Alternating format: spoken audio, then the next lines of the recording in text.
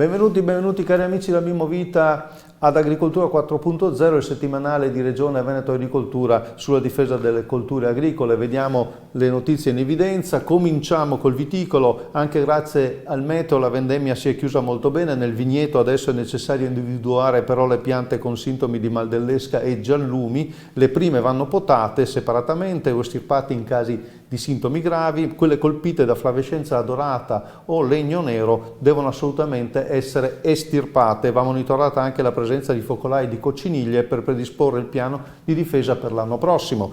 Cimice. La cimice asiatica si sta spostando nei siti di svernamento per limitare le popolazioni, posizionare i totem, vedete alle mie spalle, di cattura massale nei pressi di fabbricati, abitazioni, legnaie e luoghi prediletti dall'insetto. I totem intercettano le cimici riducendo la popolazione svernante. Sul canale YouTube di Veneto Agricoltura un tutorial su come realizzarli. Chiudiamo con l'olivicolo. Anche se il 2021 sarà un'annata scarsa, da qualche giorno i frantoi sono al lavoro.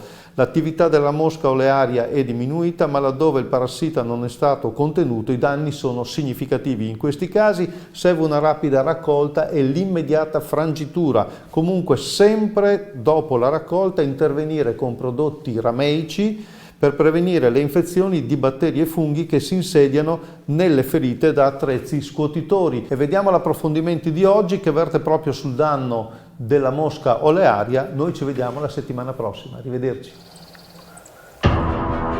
Come si profila la stagione olivicola?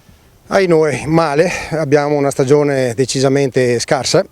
Ci troviamo in un impianto, lo vediamo qua sul fondo, che porta delle olive, è uno dei pochi che effettivamente ha una produzione diciamo discreta. Questo non solo in Veneto, devo dire in tutto il nord Italia, ma anche in parte del centro Italia, è una stagione di scarsità, vuoi per le gelate tardive che sono successe ai primi di aprile, vuoi per la buonissima stagione che c'è stata lo scorso anno e quindi il fenomeno dell'alternanza che è tipico di questa cultura, vuoi per altre ragioni ancora come le alte temperature che si sono manifestate durante il periodo fiorale immediatamente dopo. Sta di fatto che mediamente in Veneto c'è poca produzione, in alcuni casi, anzi in parecchi casi, c'è addirittura scarsità totale. Come se non bastasse, c'è anche un parassita.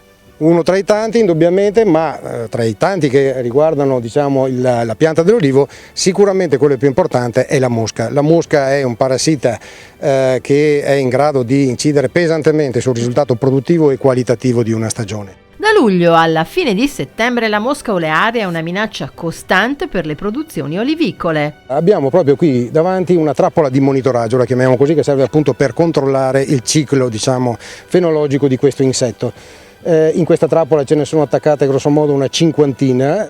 Sta di fatto che dalla mosca adulto, che è questa qui, le femmine feconde della mosca si direzionano sulle drupe praticamente da subito, da quando hanno un minimo di dimensione, da 6-7 mm in là, e depongono l'uovo sotto l'epidermide. Per combatterla oggi ci sono dei sistemi poco impattanti. Strumenti innovativi, certamente anche interessanti. Chiaro che però nei momenti, come può essere anche quello di quest'anno, dove ci sono delle infestazioni particolarmente importanti, bisogna ricorrere ancora all'insetticida. Ce ne sono degli altri, delle alternative al dimetoato, però devono essere utilizzati con criterio preventivo.